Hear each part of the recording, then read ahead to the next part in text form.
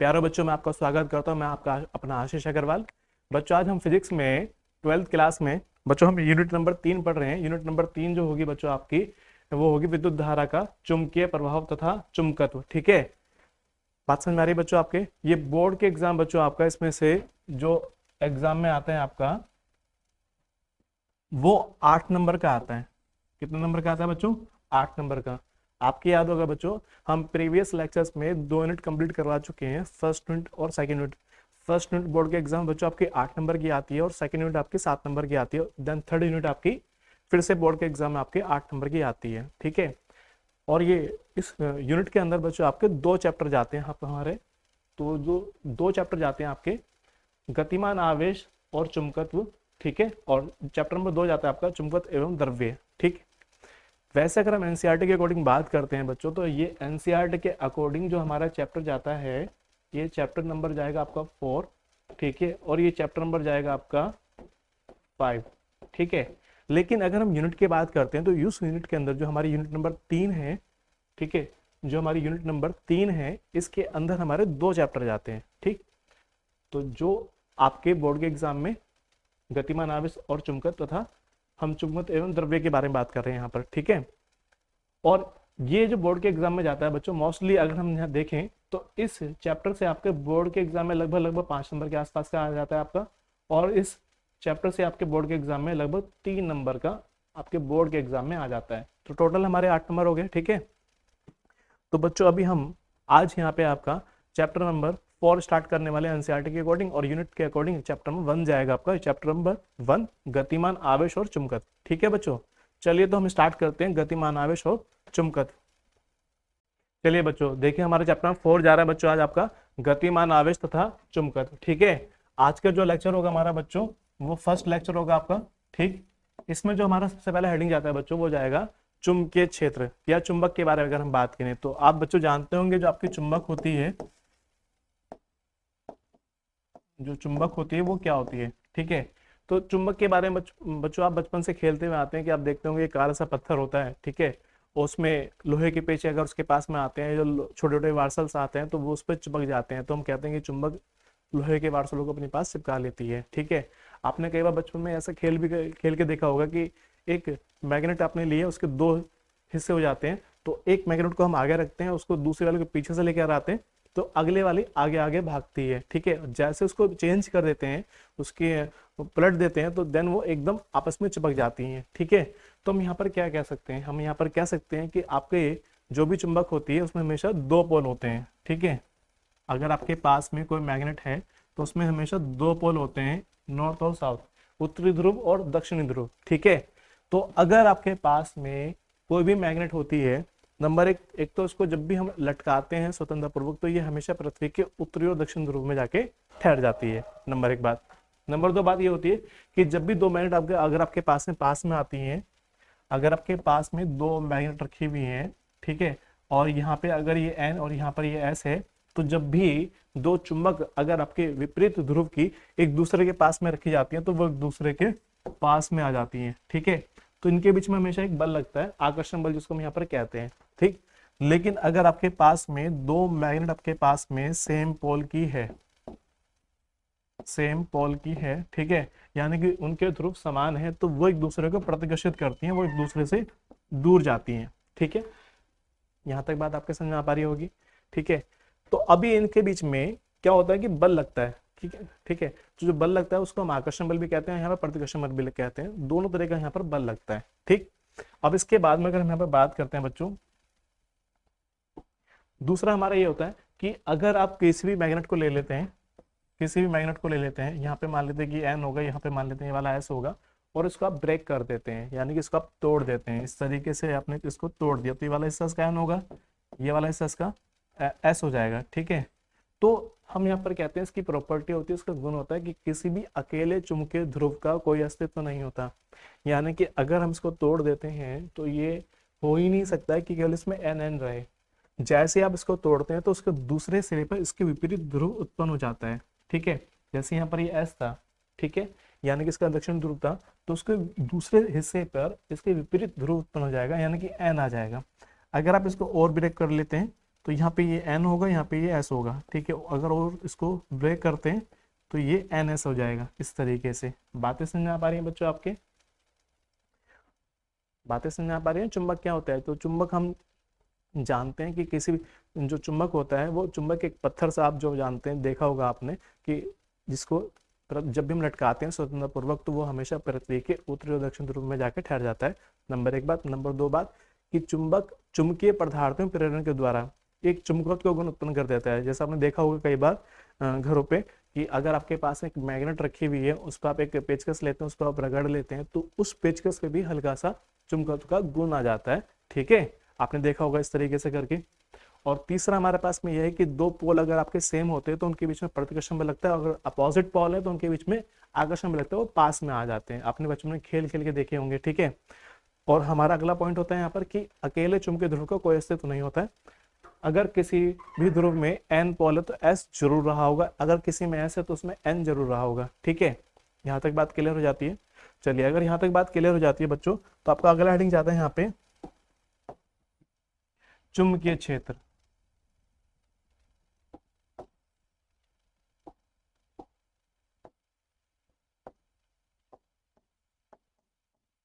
चुंबकीय क्षेत्र, ठीक है। तो चुंबकीय क्षेत्र बच्चों क्या होता है आपका? और छोटी सी परिभाषा इसकी, डेफिनेशन इसकी।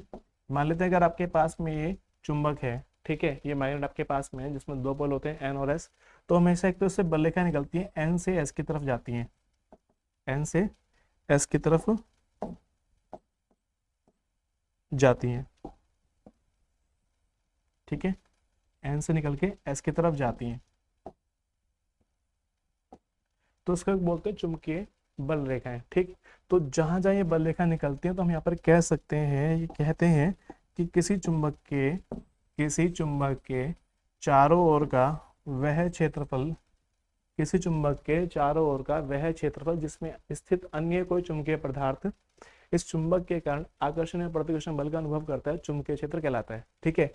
यानी कि इस मैग्नेट की अपनी एक रेंज होगी कि अगर मान लेते हैं कि यहाँ पे कोई लोहे का वार्सल होगा, मान लेते हैं कि अगर आपके पास में कोई लोहे का वार्सल यहाँ पर है ये वाला, ठीक है, और यहाँ पे कोई वार्सल है वो इस मैग्नेट की रेंज में जा रहा है, ठीक है, तो ये इस पर आके चिपक जाएगा, ये इस पर आके चिपक जाएगा, ठीक है। तो हम सिंपल से क्या कह सकते हैं बच्चों कि चुंबकीय क्षेत्र क्या होगा कि किसी चुंबक के चारों ओर का वह क्षेत्रफल जिसमें स्थित कोई अन्य चुंबकीय पदार्थ, ठीक है, इस पहली चुंबक के कारण आकर्षण या प्रतिकर्षण बल का अनुभव करते हैं या चुंबकित हो जाते हैं, उसे हम यहाँ पर कहते हैं चुंबकीय क्षेत्र, ठीक है। ये बात क्लियर हो गई है बच्चों? चलिए, अगर यहाँ तक ये वाली बात क्लियर हो गई है आपकी तो अब अगला टॉपिक देख के चलेंगे। यहाँ पे हमारा बच्चों अगला टॉपिक जाएगा आपका दाएं हाथ की हथेली का नियम नंबर 1, ठीक है। दाएं हाथ की हथेली का नियम नंबर 1। अब दाएं हाथ की हथेली का बच्चों नियम नंबर 1 क्या बताता है? दाएं हाथ की हथेली जो आपके राइट हैंड वाली होगी वाली, ये बताती है आपको कि अगर आप अपने हाथ को इस प्रकार फैला लेते हैं कि अंगूठा रहे धारा की दिशा में, उंगलियां रहें उस पॉइंट की तरफ जहां पर आपको चुंबकीय क्षेत्र ज्ञात करना है, तो हथेली के लंबवत बच्चों उस पॉइंट पर चुंबकीय क्षेत्र आपका होगा, ठीक है। हथेली के लंबवत उस पॉइंट पर आपका चुंबकीय क्षेत्र आपका होगा, ठीक है। मान लेते हैं इस तरीके से कि जैसे आपके पास में ये इस तरह का अंगूठा हो गया, ठीक है, और ये आपकी उंगलियां हो गई हैं,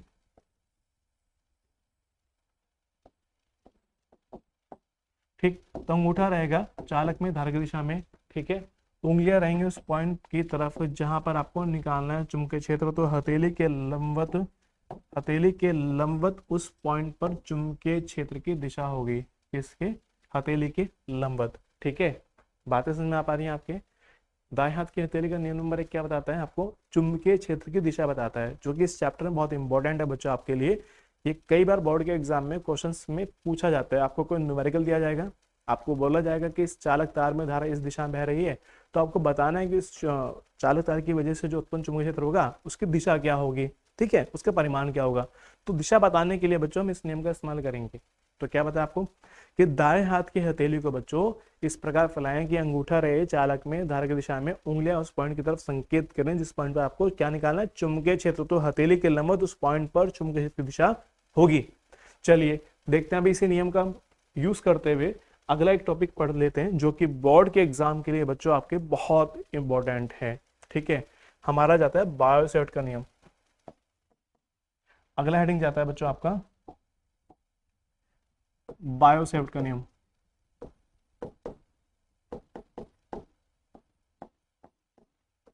बायोसेफ्ट का या तो बच्चों लिखा मिले आपको बायोसेफ्ट का नियम,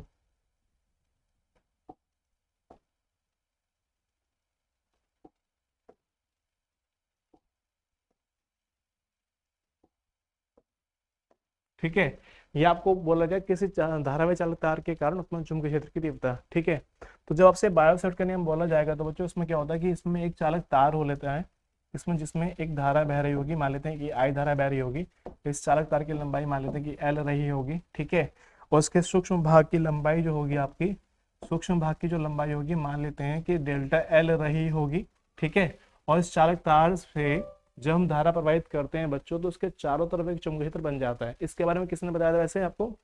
इसके बारे में बताया था बच्चों ऑस्टेड ने एक प्रयोग किया था। प्रयोग क्या किया था कि सबसे पहले चलो हम उसको देख लेते हैं, प्रयोग क्या किया था। ऑस्टेड का जो प्रयोग था आपका वो ये था कि एक सेल लिया उसने, एक यहाँ पे स्विच लगाया, ठीक है, और स्विच लगाने के बाद में उसने यहाँ पे एक रेजिस्टेंस लगा दिया, मतलब एक ऑब्जेक्ट लगा दिया, ठीक है, जिसमें यहाँ पे आर कह रहे हैं, और साथ में उसने यहाँ पर एक कंपास रख दिया। ठीक है, कंपास हम जानते होंगे यहाँ पे कि कंपास इस तरह का होता है, तीर का निशान सा होता है यहाँ पे इस तरीके से, और यहाँ पे होता है तीर का निशान, ये वाला हिस्सा इसका रेड वाला होता है पूरा का पूरा, ठीक है, जो नॉर्थ को रिप्रेजेंट करता है। ठीक है, ये नॉर्थ को रिप्रेजेंट करता है और ये साउथ को रिप्रेजेंट करता है। तो जैसे ही आप जैसे जानते हैं कि माइनस प्लस होगा, जैसे ही अब यहाँ पे देख लेते हैं कि ऑप्शन ने जो प्रयोग किया वो क्या किया, कि अभी आप देख पा रहे हैं कि ये स्विच इससे कनेक्ट नहीं है। ठीक है, यानी कि हमारा परिपथ अभी अधूरा है। जो परिपथ अधूरा होता है तो इसमें कोई चालक तार में धारा नहीं बह रही है। ठीक है, चालक तार में कोई धारा नहीं बह रही है, लेकिन जैसे ही हम परिपथ को इस तार से कनेक्ट करा देते हैं, यानी कि जो कुंजी आपकी थी ये वाली, तो जैसे ही हम इस तार से टच करा देते हैं तो देन उस केस में हमारी धारा बहनी स्टार्ट हो जाएगी। एक काम कर लेते हैं, इसको अलग बना लेते हैं। तो देखिए, तो उसके बाद में उन्होंने क्या बताया, उसके बाद में उन्होंने बताया कि अगर आप इस चालक तार में एक जो आपने स्विच लगाया था वो इससे टच करा देते हैं, ठीक है, और जो आपने एक रेजिस्टेंस यहाँ पर लगाया था माइनस प्लस में, जैसे आप इसको टच करा देते हैं तो यहाँ पे जो आपने कंपास का इस्तेमाल कर रखा है, कंपास जो आपने लगाया है यहाँ पे, ये किसी ना किसी दिशा में फिर आपका घूम जाता है। ठीक है, तो अब इसमें जैसे ही धारा फ्लो होने लगेगी तो धारा फ्लो होने के बाद में क्या होता है बच्चों कि इस धारा के प्रवाह से इसके चारों तरफ एक चुंबकीय क्षेत्र बन जाता है। उसका पता कैसे लगाते हैं? उसका पता लगाते हैं कंपास सुई से, कि जैसे ये वाली कंपास सुई थी बच्चों आपकी, तो इस केस में धारा प्रवाहित हो जाने से ये कंपास सुई आपकी घूम जाएगी, ये कंपास सुई आपकी घूम जाएगी। ठीक है, अगर कंपास सुई आपकी घूम जाती है तो हम यहाँ पर कह सकते हैं बच्चों कि इसका मतलब यहाँ पर एक चुंबकीय क्षेत्र है। बात समझ आ रही है आपके? ये हिस्सा इसका एस हो जाएगा, ये हिस्सा इसका एन हो जाएगा। ठीक है, तो ये ऐसा कब हुआ? ऐसा ये तभी तो हुआ कि जब किसी चालक तार में धारा बह रही है। ठीक है, तो अब कितनी धारा बह रही है उसके अकॉर्डिंग कितना चुंबकीय क्षेत्र बनेगा ये बताया था बायोसेफ्ट ने। लेकिन किसी चालक तार में धारा प्रवाहित कर जाने से जो चुंबकीय क्षेत्र उत्पन्न होता है ये बताया था ऑस्टेड ने अपने एक्सपेरिमेंट के माध्यम से। अब उसकी वैल्यू कितनी होगी ये बताया आपको बायोसेफ्ट ने। ठीक है, तो देखिए यहां तक ये वाली बात समझ में आ चुकी है आपके। चलिए इस वाले टॉपिक हम आगे पढ़ लेते हैं।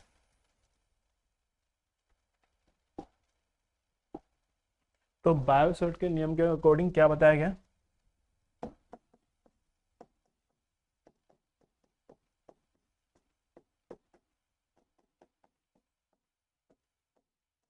तो बायोसेफ्ट का नियम बच्चों क्या हो जाता है आपका कि आपके पास में एक चालक तार होगा जिसमें धारा आई जा रही है, इसके सूक्ष्म भाग डेल्टा एल से, अगर पूरे चालक तार की लंबाई एल है, ठीक है, तो डेल्टा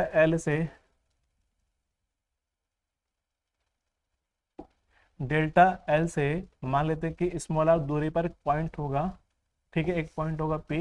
यहाँ पर आपको चुंबकीय क्षेत्र बताना है जो आपके यहाँ से थीटा कोण पर जा रहा होगा। अब बात आती है कि इस चुंबकीय क्षेत्र में जो उत्पन्न होगा चुंबकीय क्षेत्र, उसकी दिशा क्या रहेगी। तो दिशा क्या रहेगी, तो उसके लिए मैंने आपको बताया कि आपको यूज करना होता है फ्लेमिंग के दाएं हाथ की हथेली का नियम नंबर 1। तो नियम नंबर 1 के अकॉर्डिंग अंगूठा रहता है धारक दिशा में, तो देखिए धारा ऊपर की तरफ जा रही है तो अंगूठा हो गया धारक दिशा में, ठीक है। उंगलियां होती है उस पॉइंट की तरफ जहां पर आपको चुंबकीय क्षेत्र निकालना, तो पॉइंट जो पी आपका वो साइड में है, तो हमारा पॉइंट पी साइड में आ गया।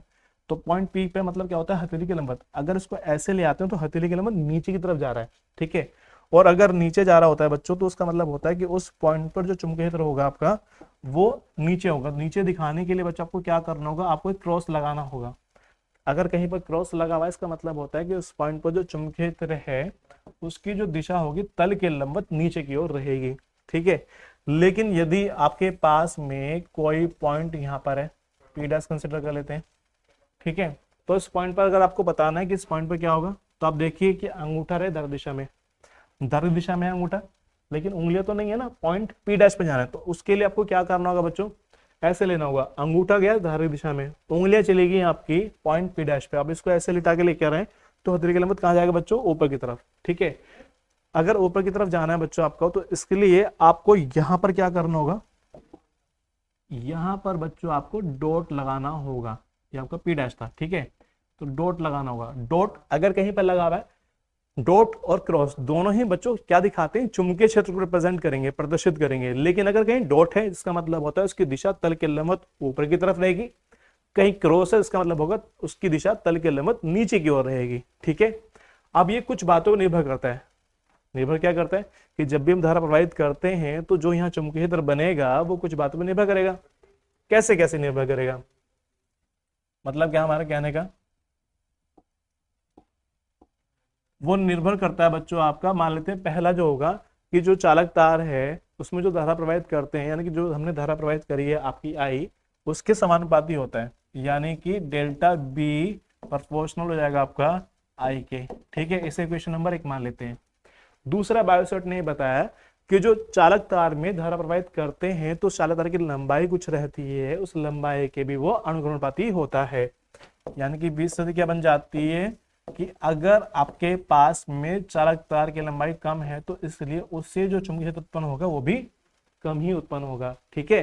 तीसरा क्या बताया उन्होंने, तीसरा बताया कि इस चालक तार की मतलब इस चालक तार से उस बिंदु के बीच में जो एंगल बनता है उसके कोण की जया, जया का मतलब होता है उसमें आपको थीटा से पहले आपको साइन लगाना है, क्या अनुक्रमणपाती होता है, यानी कि delta B proportional sine theta, ठीक है।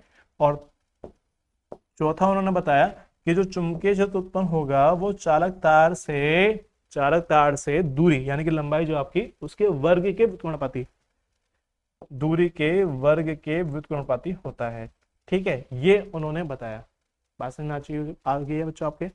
अब इन चारों इक्वेशंस को हम कॉम्बिनेशन में मिला के चेक करते हैं कि वैल्यू क्या बन जाती है।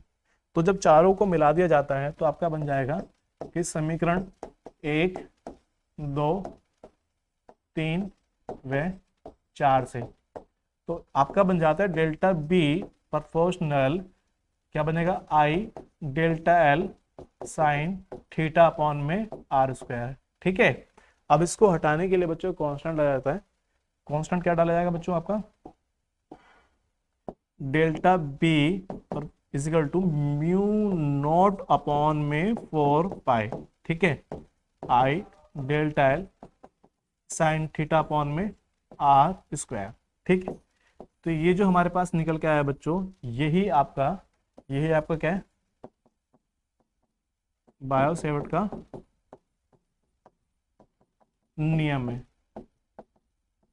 ठीक है, बायोसेवर्ट का नियम है। और ये चुंबकीय क्षेत्र निकल गया है, तो इसका मात्रक क्या होता है बच्चों आपका, न्यूटन बटे एम्पियर मीटर, ठीक है, ये इसका मात्रक होता है। ठीक, अब जैसे बच्चों आप यहाँ देख पा रहे होंगे कि आपका एक लेटर यहाँ पे नया निकल कर आया है, ये म्यू नॉट। तो आप बताएंगे जहां जहां म्यू नॉट को बोलते हैं बच्चों निर्वात की चुंबकशीलता कहते हैं, ठीक है। और म्यू नॉट अपॉन 4 पाई का मान होता है बच्चों आपका 10⁻⁻7 होता है, ठीक है। बातें समझ में आ पा रही है आपके यहाँ तक?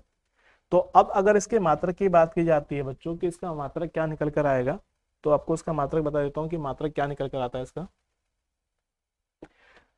जैसे भी आप बच्चों यहाँ देख पा रहे हैं कि डेल्टा बी इजिकल टू आपका जाता है म्यू नॉट अपॉन में 4 pi delta L sine theta, है ना, अपॉन में आर स्क्वायर। तो अगर यहाँ से इसके मात्रक की बात की जाए तो बी का मात्रक क्या जाता है, न्यूटन बटे एम्पियर मीटर। म्यू नॉट 4 पाई तो कांस्टेंट हो गया, कांस्टेंट की कोई मात्रक नहीं होता यहाँ पे, है ना। इनटू में आई के लिए चला गया एम्पियर, ठीक, एल के चला गया मीटर, अपॉन में मीटर स्क्वायर। 1 मीटर से मीटर कैंसिल हो गया, ठीक है। यहां से मीटर कैंसिल हो गया तो एम्पियर चला जाएगा नीचे, तो आपका आ जाएगा mu naught is equal to newton बटे एम्पियर स्क्वायर, ठीक है। यहां तक बात समझ में आ चुकी है आपके? तो इसलिए इसका मात्रक चला जाता है न्यूटन बटे एम्पियर स्क्वायर, ठीक है। और म्यू नॉट की वैल्यू अगर निकालनी हो तो म्यू नॉट का माना जाता है 4 पाई इंटू 10⁻⁻7 न्यूटन बटे एम्पियर स्क्वायर, ठीक है। अब इसकी विमा अगर कोई पूछ ले आपसे कि इसकी विमा क्या होती है बच्चों, तो विमा निकालने के लिए न्यूटन की विमा चली जाएगी आपकी mL/-2 और एम्पियर की चली जाएगी a⁻², चूंकि स्क्वायर जा रहा है ना, तो यहां से सॉल्व करेंगे तो वैल्यू क्या बन जाएगी, mL/-2 और a⁻²। ये इसकी डायमेंशन निकल कर आ चुकी है। बातें समझ में आ चुकी है बच्चों आपके?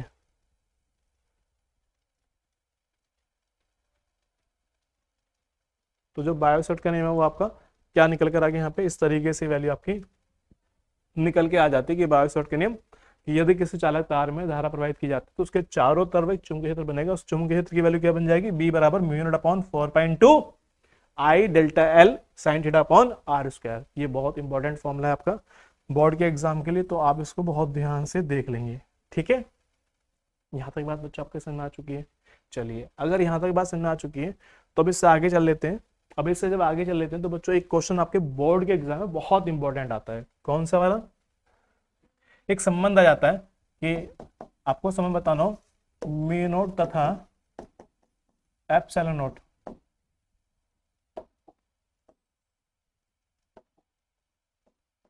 एप्सिलॉन नॉट में संबंध अगर आपको बताना हो, ठीक है, तो कैसे बताया जाएगा संबंध? ये संबंध बोर्ड के एग्जाम में आता है और मैं आपको बोर्ड के एग्जाम में जो क्वेश्चंस पूछे गए हैं इस टॉपिक से रिलेटिव अभी आपको आखिरी में दिखाऊंगा कि क्वेश्चन किस तरीके से पूछा गया है बोर्ड के एग्जाम में, ठीक है। तो फिलहाल अगर हम संबंध के बारे में बात कर लेते हैं यहाँ पे, तो संबंध किस तरीके से निकल के आएगा बच्चों इसका, तो इसमें आपको लिखना होता है, देखिए इसमें लिखते हैं हम जानते हैं, हम जानते हैं, ठीक है बच्चे। देखिए बच्चों, अब इसके बाद में हम क्या जानते हैं बच्चों कि आपने याद होगा फर्स्ट चैप्टर जब हम पढ़ा रहे थे आपको वैद्युत क्षेत्र, है ना, वैद्युत आवेश क्षेत्र के बारे में, तो उसमें याद होगा आपके कूलॉम का नियम पढ़ाया था बच्चों हमने। तो उसमें फॉर्मूला आया था निकल के आपका F बराबर 1/4 pi epsilon not Q1 Q2 upon R square. तो वैल्यू जो वहां निकल कर आई थी बच्चों आपके 1/4 पाई एप्सिलॉन नॉट, इसका मान क्या था, 9 गुना 10⁻9 था। और अभी जस्ट हमने पढ़ा है म्यू नॉट अपॉन 4 पाई का मान, ठीक है। अब इसकी वैल्यू को अगर हम यहाँ पे लगा लेते हैं तो आपने यहाँ पर क्या पढ़ लिया, म्यू नॉट अपॉन में 4 पाई इजिकल टू 10⁻⁻7, ठीक है। यहाँ तक बात क्लियर हो जाती है। अब इसके बाद में हमने क्या काम करना है कि इनको डिवाइड कर देना। तो समीकरण 1 डिवाइड बाई 2 करेंगे तो जब हम, तो वैल्यू क्या आएगी 1/4 पाई एप्सिलॉन नॉट, और इसको उल्टा रखा जाएगा। तो जब उल्टा रखा जाएगा तो 4 पाई जाएगा ऊपर और म्यू नॉट चला जाएगा नीचे, ठीक है। अगर आपके पास ना पा रही है तो अब इसकी वैल्यू को रखा जाएगा ऊपर, 9 गुना 10 की पावर 9, और इसके मान को रखा जाएगा नीचे, कितना, 10 की पावर माइनस के 7। तो ये तो ऊपर चला जाएगा, लेकिन ये इससे कैंसिल हो जाएगा। तो जब ये इससे कैंसिल हो जाएगा बच्चों, तो आपके पास में क्या बचा है यहाँ पे, आपके पास में बच जाता है बच्चों यहाँ पे 1 म्यू नॉट एप्सिलॉन नॉट, और यहाँ बचेगा आपका 9 गुना 10 की पावर, ये ऊपर जाके प्लस के हो जाएंगे तो 10 की पावर हो जाएगा 16।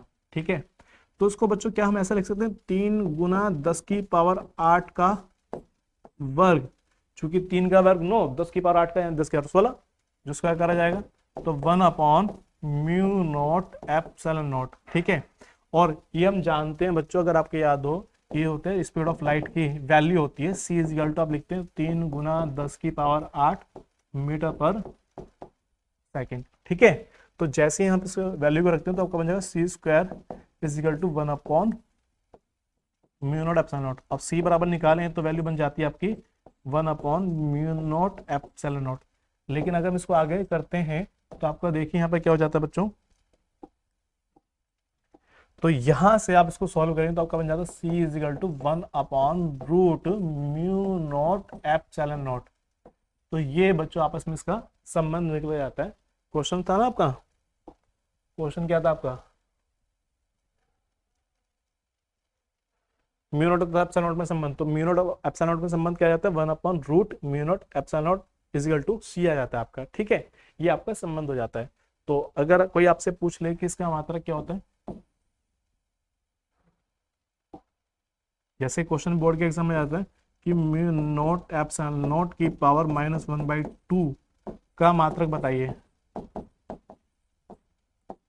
तो उसके मात्रक के लिए से रूट है ना, रूट को मानते हैं कि आधी पावर होती है, तो ऊपर चली गई इसका मतलब माइनस की पावर ले जाती है, तो है तो c के बराबर ना, तो c क्या है, स्पीड, स्पीड की यानी कि जो चाल है आपको उसका मात्रक क्या बन जाएगा, मीटर पर सेकंड, है ना, तो मीटर पर सेकंड इसका मात्रक चला जाता है। ठीक है, इसी तरीके से इसकी डायमेंशन निकाल सकते हैं। इसकी जो डायमेंशन निकल कर आएगी तो क्या निकल के आएगी, इसकी विमा, वे की विमा LT-K1 होती है ना, तो इसकी विमा निकल कर जाती है बच्चों। ठीक है, यहाँ तक बात क्लियर हो पाई बच्चों आपके, आई थिंक आपको ये वहाँ तक चीज़ें क्लियर हो गई होंगी। अगर यहाँ तक बातें क्लियर हो जाती हैं बच्चों आपके, तो अब इससे अगला टॉपिक देख लेते हैं जो कि बोर्ड के एग्जाम में काफ़ी बार पूछा जाता है आपसे। हमारा अगला टॉपिक जाएगा बच्चों आपका धारावाही लूप, है ना। धारावाही लूप यानी कि ये कुंडली कह सकते हैं कि जिसके केंद्र पर आपको चुंबकीय क्षेत्र निकालना होगा, एक ऐसा लूप, एक ऐसा छल्ला जिसके केंद्र पर, जिसमें धारा प्रवाहित हो रही है, उसके केंद्र पर आपको निकालना होगा चुंबकीय क्षेत्र। ठीक है, तो हमारा हेडिंग जाएगा बच्चों आपका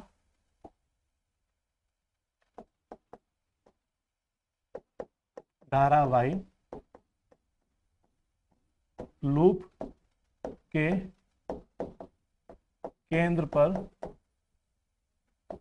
केंद्र पर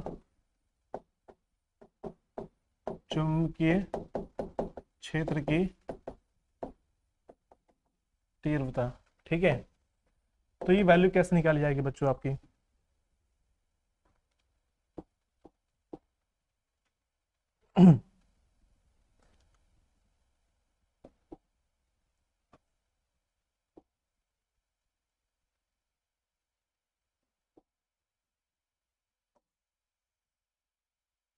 कैसे मान लेते हैं कि हमारे पास में एक ये लूप होगा। ठीक है,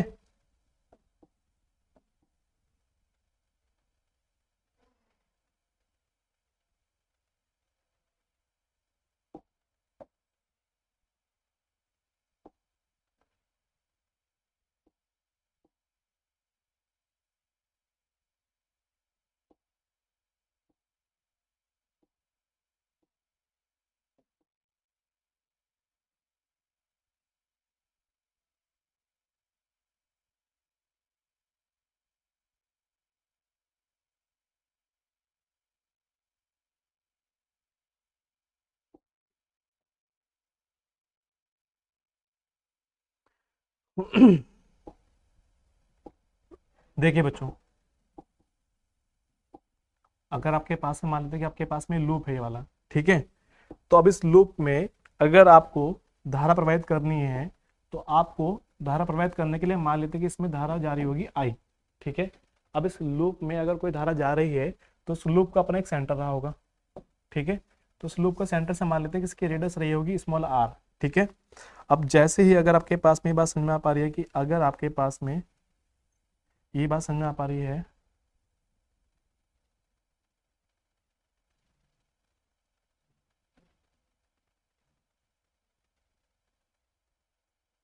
तो यहाँ पे है ना एक तार को इस तरीके से मोड़ के निकाल लेंगे। हम इसमें कंसिडर कर लेते हैं कि आपके पास में एक चालक तार रहा होगा, ठीक है।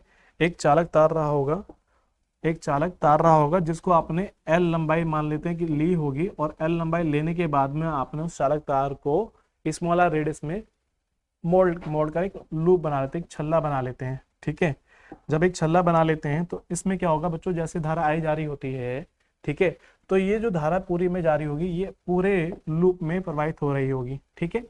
अगर ये पूरे लूप में प्रवाहित हो रही है तो हम इसके छोटे छोटे भाग को डिवाइड कर लेते हैं, यानी कि ये छोटा सा भाग जो होगा, इसके बाद ये इसके अल्पांश भागों हम लेके चल लेते हैं। अल्पांश भाग जैसे ये वाला होगा तो इन सब से जो इसकी पॉइंट ओ की डिस्टेंस रही होगी ना बच्चों, ये आर रही होगी, इस वाले पॉइंट से डिस्टेंस इसकी आर रही होगी, ठीक है। तो आपको करना क्या है बच्चों, आपको इस वाले पॉइंट पर निकालना है चुंबकीय क्षेत्र की, इस वाले पॉइंट पर जो चुंबकीय क्षेत्र जाएगा उसकी वैल्यू क्या रही होगी, ठीक है। तो हम ये जानते हैं कि हमारे पास जो लूप है उसके स्पर्शरेखा आपने जाना होगा कि अगर हम किसी भी वृत्त के सरफेस पर अगर एक स्पर्शरेखा खींचते हैं तो उस पर वो 90 डिग्री का एक एंगल बनाती हुई जाती है ना, ठीक है। तो अगर हम यहाँ पे बच्चों देख लेते हैं कि ये जो छोटा सा अल्पांश भाग हमारे पास में है, इस अल्पांश भाग से इस पूरे चालक तार की लंबाई कितनी है बच्चों, एल लंबाई है, लेकिन इस अल्पांश भाग की लंबाई जो होगी वो डेल्टा एल रही होगी, इस अल्पांश भाग की लंबाई भी डेल्टा एल रही होगी, ठीक है। इस अल्पांश भाग की लंबाई भी डेल्टा एल रही होगी, ठीक है। तो यहाँ पे ये जो लूप आपका बना हुआ है बच्चों वो विभिन्न अल्पांश भागों के लंबाई से मिलकर बना हुआ होगा, ठीक है। तो हम यहाँ पर कह के चल लेते हैं, मानते हैं कि माना आपके पास में चालक तार थे, इसकी लंबाई एल थी, उसको अपने स्मॉलर रेडियस के रूप में एक छल्ले के रूप में मोड़ दिया, इसमें धारा प्रवाहित आई है, तो जिसके अल्पांश भाग डेल्टा एल से अल्पांश भाग डेल्टा एल से लूप के केंद्र पर चुंबकीय क्षेत्र की तीव्रता कितनी हो जाएगी, उसकी वैल्यू निकल के जाएगी आपकी, चूंकि एक तार है ना आपका ये, तो बायोसॉर्ट के नियम के अकॉर्डिंग क्या जाएगा, delta B is equal to आपका जाएगा म्यू नॉट अपॉन में 4 pi I delta L sine theta, ठीक है, upon R square, R distance बन जाएगी वाली, ठीक है। इसे क्वेश्चन नंबर 1 मान लेंगे और यहाँ लिख देंगे कि ये जो आपका पास में निकल कर आया है वो कौन से नियम से आया है, बायोसॉर्ट के नियम से लगाया आपने वाला, ठीक है। अगर ये वाली बात यहाँ तक क्लियर हो जाती है, आपके समझ में आ जाती है बच्चों आपके, तो जब हम बात करते हैं कि बायोसॉर्ट के नियम से हमने यहाँ पर लगाया है, तो बायोसॉर्ट के नियम से लगाने के बाद में बच्चों क्या होगा कि जो अल्पांश भाग है ना वाला यहाँ पर, ये इस पर अगर हम टेंजेंट ड्रॉ करते हैं यहाँ पे 90 डिग्री का एंगल जाता है, यानी कि एक सीधी सी लाइन हमको नजर आएगी। जो छोटा सा अल्पांश भाग है वो हमें एक वृत्तीय चाप नजर ना के, एक वक्र नजर ना के, हमको एक सीधी सी लाइन नजर आएगी। जब सीधी सी लाइन नजर आएगी तो हम यहाँ पर कह सकते हैं कि वो लगभग 90 डिग्री का एंगल बना रहा होगा, ठीक है। जब 90 डिग्री एंगल बना रहा होगा तो हम यहाँ पर कह के चल सकते हैं theta is equal to 90 degree हो जाएगा, और साइन 90 की वैल्यू कितनी हो जाती है आप जानते होंगे बच्चों, साइन 90 डिग्री की वैल्यू जाती है 1। तो उस केस में आपका वैल्यू निकल के जाती है डेल्टा बी बराबर म्यू नॉट अपॉन में 4 pi into I delta L upon R square, ठीक है। बात समझ पा रही है यहाँ तक आपके। तो ये जो हमारे पास निकल के आया है ये केवल एक अल्पांश भाग से निकल कर आया है, ठीक है, लेकिन ये जो लूप है आपका विभिन्न अल्पांश भागों से मिलकर बना हुआ होगा, ठीक। तो अगर हम पूरे लूप से बात करें तो हम यहाँ पर कह सकते हैं कि इससे भी इसी प्रकार इसी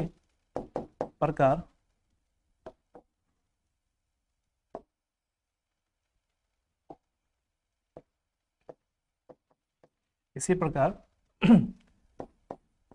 सभी अल्पांश भागों से लूप के केंद्र पर चुंबकीय क्षेत्र की तीव्रता।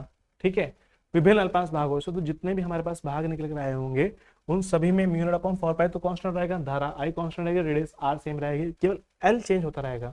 तो सभी भागों से निकालने के लिए आपको करना क्या होगा बच्चों, तो उस केस में आपको सही भागों से निकालने के लिए केवल इतना करना है, एक तो आप यहाँ से डेल्टा को हटा दीजिए, क्योंकि जब सही भागों के लिए निकालें तो पूरे मतलब लूप से निकालें ना, इसलिए फिर बी आएगा निकल के, तो वैल्यू आपकी हो जाएगी बी बराबर mu not upon 4 pi into I upon R square. ठीक है, और यहाँ चला जाएगा बच्चों समेशन डेल्टा एल, सिग्मा कह सकते हैं, सिग्मा वाला योग, जितने भी आपके लंबाई रहेगी L1 L2 L3 उन सभी का हम यहाँ पर क्या कर देंगे बच्चों, योग कर देंगे, है ना। तो आप यहाँ पे लिख सकते हैं सिग्मा डेल्टा एल का मतलब होगा पूरे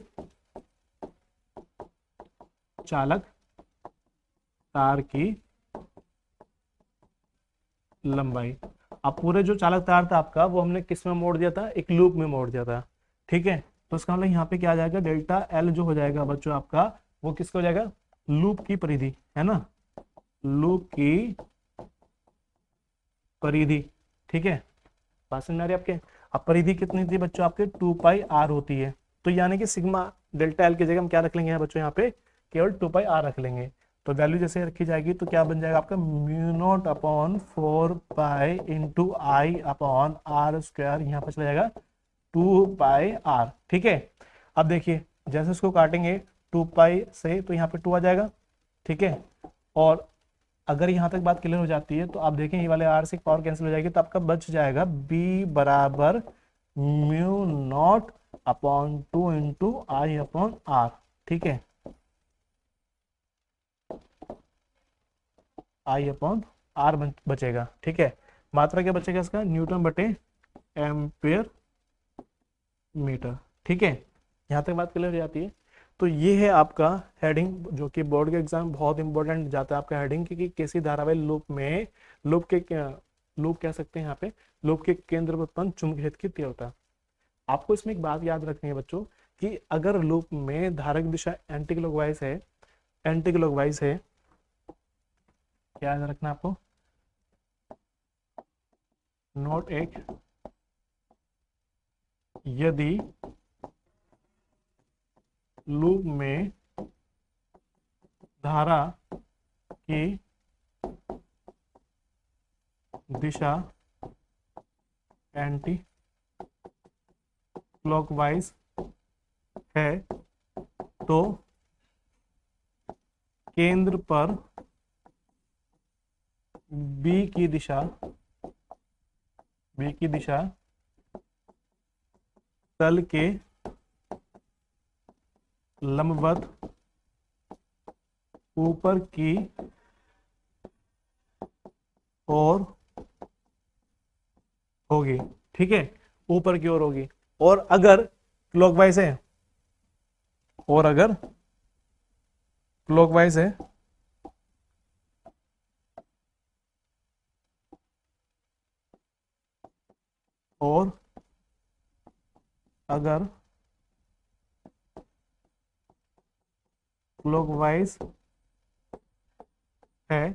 तो तल के लंबवत नीचे की ओर होगी। ठीक है, आपको यहां तक ये वाली बातें आपको ध्यान में रखनी है, कि यदि लूप में धारक दिशा एंटी क्लॉकवाइज, इसमें आप देख रहे हैं ना कि एंटी क्लॉकवाइज आ रही है। ठीक है, इसलिए केंद्र पर जो दिशा होगी वो लंबवत ऊपर की तरफ होगी। ठीक है, और यदि क्लॉकवाइज है तो लंबवत नीचे की ओर रहेगी। आपको ये बात याद रखनी, क्वेश्चंस करने में बहुत आपकी मदद करने वाली है। ठीक है, तो यहाँ तक बातें हमारे बच्चों समझ आ चुकी होंगी।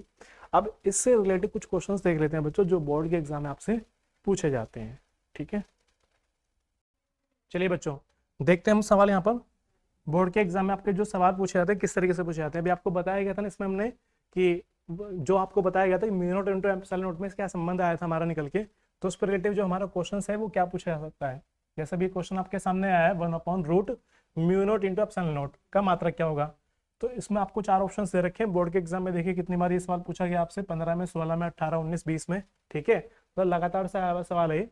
ठीक है, तो आपको याद होगा, अभी हमने बताया था आपको कि 1/√μ0ε0 के इक्वल होता है। और सी क्या होती है आपकी, प्रकाश की चाल। ठीक है, स्पीड ऑफ लाइट।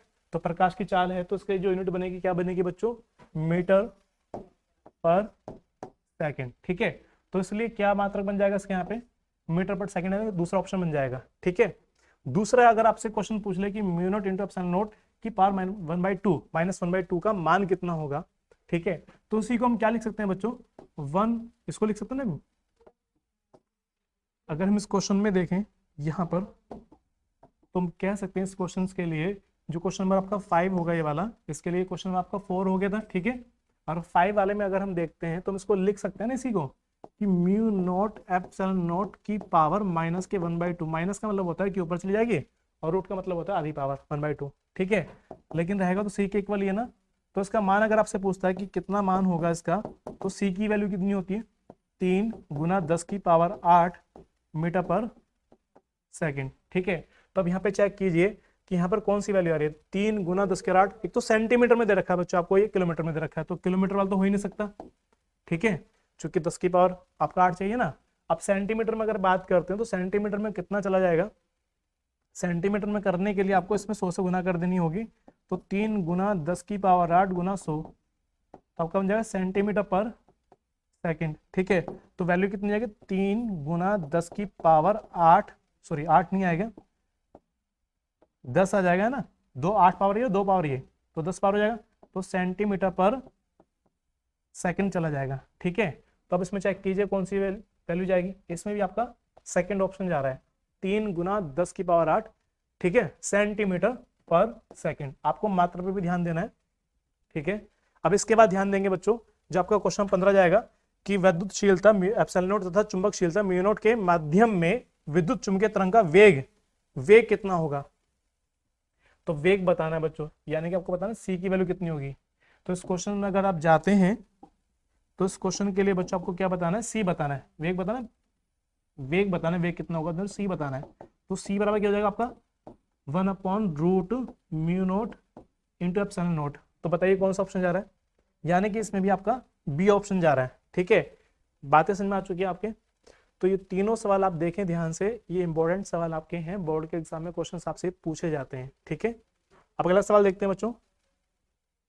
अब जैसे अगला सवाल जा रहा है कि धारावाही चालक के कारण उत्पन्न चुंबकीय क्षेत्र की तीव्रता संबंधित बायोसेट का नियम की व्याख्या कीजिए। तो आपको याद होगा मैंने स्टार्टिंग में करवाया था, तो आपको पूरी व्याख्या इसमें करनी है। ठीक है, तो फॉर्मूला आपको याद होगा कि हमने एक ऐसा तार लिया था, इसमें धारा प्रवाहित कर दी थी आई, यहाँ पे हमने ΔL एक चालक तार ले लिया था। ठीक है, ये वाला चालक तार हमने मान लिया था यहाँ पे, ये वाला।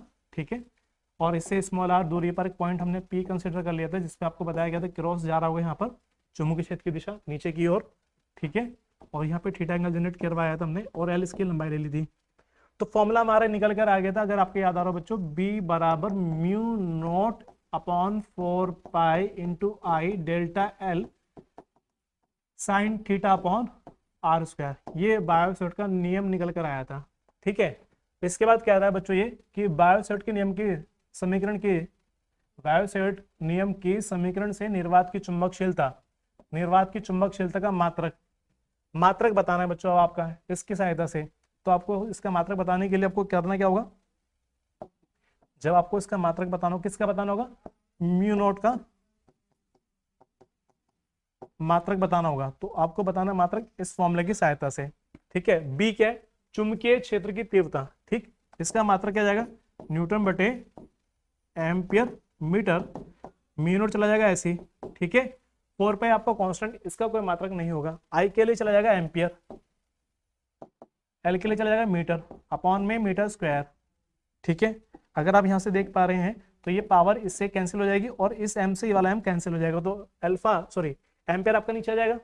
तो आपका मात्रक बन जाएगा μ0 का Nm/m²। ठीक है, तो यहां से हमारा बच्चों ये मात्रक भी निकाल लिया हमने। ठीक, अब इसके बाद पूछा गया इसके वी में सूत्र क्या होगा। तो जब इसकी वीमा आपको बतानी होगी तो वी में बताने के लिए आपको क्या काम करना होगा, म्यू नोट का वी में सूत्र, ठीक है। तो उसके लिए आपको करना क्या होगा, इसको मात्रक से निकालना जाएगा आपका, तो इसके निकल जाके आ जाएगा न्यूटन की विमा क्या बन जाती है आपकी mLT-K2, ठीक है, और एम्पियर की जाएगी ए, स्क्वायर चला जाएगा, ये ऊपर चला जाएगा तो आपका बन जाएगा mLT-K2 और e की पावर -K2। तो ये इसकी विमा भी निकल कर आ चुकी है, ठीक है। यहाँ तक ये वाला सवाल आपके समझ में आ गया होगा। ये डेरिवेशन आपको पहले वाले मेथड से करना होगा जो हमने स्टार्टिंग में आपको पूरा डेरिवेशन करवाया था। ये लॉन्ग क्वेश्चन में आता है बच्चों आपका। चलिए अब अगला सवाल, एक वृत्ताकार कुंडली के केंद्र पर उत्पन्न चुंबकीय क्षेत्र का व्यंजक निकालना है आपको, ठीक है। तो उसके लिए याद होगा आपके बच्चों, हमने करा था इसमें हमने एक गोला ऐसे ले लिया था, ठीक है। अगर आपको याद आ रहा हो, हमने इसमें गोला ऐसे ले लिया था ना, ठीक है। इसका सेंटर बच्चों हमने यहाँ पर इसमें सेंटर हमने यहाँ मान के चले थे यहाँ पे, ठीक। और यहाँ पे इसके रेडियस मान के चल लेते हैं वाली,